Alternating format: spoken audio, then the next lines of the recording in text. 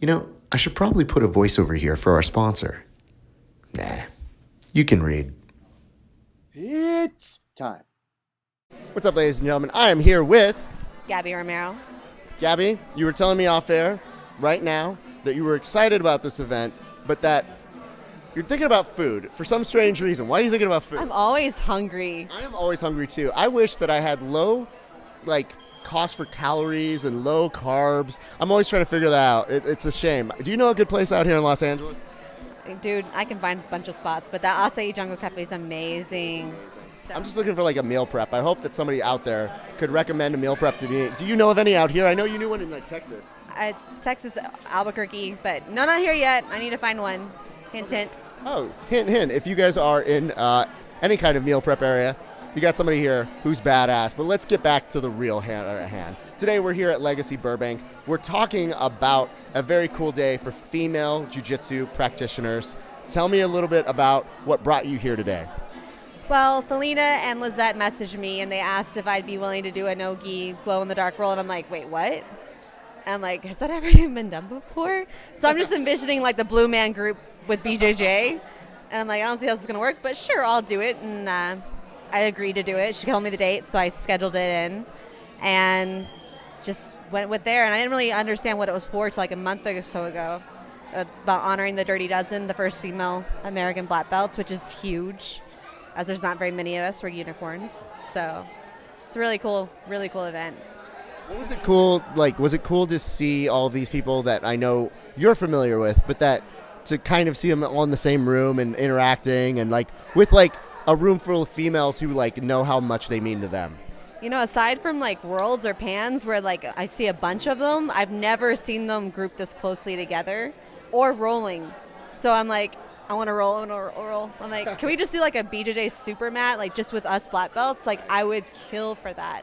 But no, I've never seen anything like this. And I have to apologize. There were some very nice young ladies who wanted to roll with you. We took them away from you. We will try and return them, I promise, but we want to finish this interview because we want to talk to you. There's so much going on. How is it doing that? Have you ever rolled in the dark before?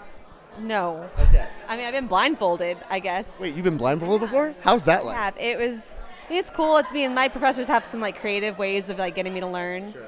And I guess that was when I was a blue belt, about teaching me to open my guard and be flexible and just work with it. So you do that or tie my hands, and I just learned. Okay, real talk.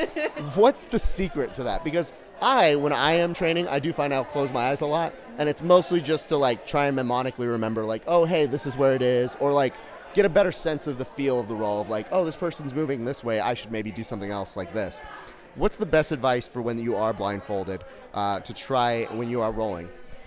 Honestly, I don't even try mnemonically remembering it. I don't think when I roll whatsoever. I totally feel where I want to go, feel how the person's moving.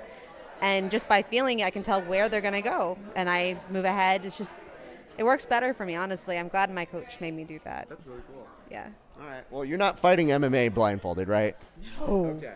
Because I hope they're not pulling some dodgeball stuff at you where they're just if you can dodge. That'd be pretty fun. We have different definitions of fun.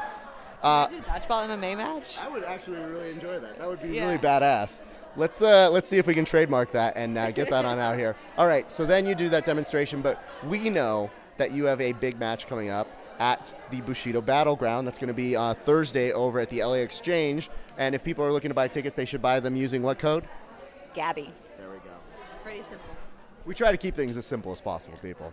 But your combat jiu-jitsu match, which not quite MMA, that nice middle ground between jiu-jitsu and MMA. Tell us what happened. How did you find out you were going to be in this match? You know, Becky just messaged me, said, hey, can I give this guy your number? And I'm like, okay, sure. I kind of stopped giving out my number now, but yeah. And she's like, it's going to be cool. It's a little combat jiu-jitsu thing. I'm like, sure, why not? And he gave me a call, asked me, hey, can you do this week? And can you make that weight? And I'm like, it's 1:30. Of course I can. So he was just like, it's me, this person. And I was like, all right, let's do it. Kept it simple, short and sweet. I mean, I'm always game. I'm always wanting to do something. I don't like being bored and not doing anything. So that makes sense. Okay, now tell me about your interpretation of combat jiu-jitsu. Obviously, you've seen it through EBI. Was that something that you were like, I want one of those? not necessarily. I mean, again, I'm just competitive. I want to do whatever. It doesn't matter. But I don't know. I think the pure BJJ people have trouble doing the combat jiu-jitsu. I don't think they actually really utilize slapping enough or at all. Yeah. Especially actually in the last CBI, I don't think hardly anyone slapped. No. Like it was more so like just a joke type thing. Yeah. To be frank, I think the guys utilize it more than the women, and that's because women are more so just jiu-jitsu and not MMA. Sure. And there's not as many of us. But I don't know. I'm just treating it like an MMA match, just not closing my fist. Sure. So even when I'm training, I don't really hit people. I actually pretend to slap with the gloves. I'm pretty sure people are like, thank you. Yeah. So it's just I'm treating it like that, just positioning over just going for subs. That's all. That's going to be awesome. That will be a lot of fun. You've got a very game competitor in Bree Stick. Great competitor. We're excited to see how that match goes. That's going down Thursday, October 26th over at the LA Exchange, so we're excited to hear about that. Before we get you on out of here, can we... I know she's got a glimmer in her eye that she can tell us something. I know it. I can feel it. When is your next fight? Can't say anything yet, but it's coming. It'll probably be before the new year. So you'll see. Okay. She can beat me up, so I'm not really going to push this any further. But I would like to know. But we are excited to know when your next fight comes out. We'll be plugging that. We want to get people behind that and excited for that. Can we take care of any sponsors before we call it a day? I always tend to forget. I usually list them off better when I'm texting. But On It, Origin Geese, Mat Therapy, right over here. They're garbage, terrible people. Whatever. Not even paying attention to me. Third tier to podcast. Right. Just saying. There's only 2 tiers of podcasts in jiu-jitsu. They're the third tier. Go on. Fight Chicks, Elite Orthotherapy. I haven't gotten to go out to Albuquerque to get treated, but I'm like desperately wanting to. I need to get a flight sponsor. That's what I need. Southwest, you listening?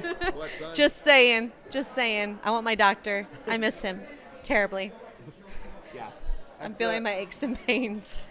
Right. That's the whole thing. Is I always tell people, I'm like, when new athletes are looking for sponsors, I'm like, don't look away from like chiropractors or doctors, lawyers, tax people. We've got those friends. You just need to reach out to them, especially for the chiropractors who keep us doing this longer than we are told we can. But yes, so you've got those folks. Anybody else we're forgetting here? I probably am, and I'm apologizing if I do, but I will write it down in my next post. So I apologize if I'm forgetting, but it's been a really long day. Absolutely. So. And it's been a lot of emotion. There's been a lot of great things happen here today, people. So don't sully it by being like, you didn't mention us. She's not going anywhere. She's going to have 5 fights before. I have like an 8-hour video shoot today, so, and then this. Absolutely. Yeah, and they're great people, so our thanks to the good folks over at Bushido Battleground. We'll see that on October 26th. And then if you guys have the El Rey Network, it's going to be coming out a little bit later. You'll hear from us. You'll hear from her. We're going to let you know when those episodes come up, but we want you guys to go see it live in Los Angeles at LA Exchange. Gabby, you got anything left that you want to say? No, just thank you for having me. Not a problem. Thank you so much for coming on. Keep it locked here at verbaltapcast.com.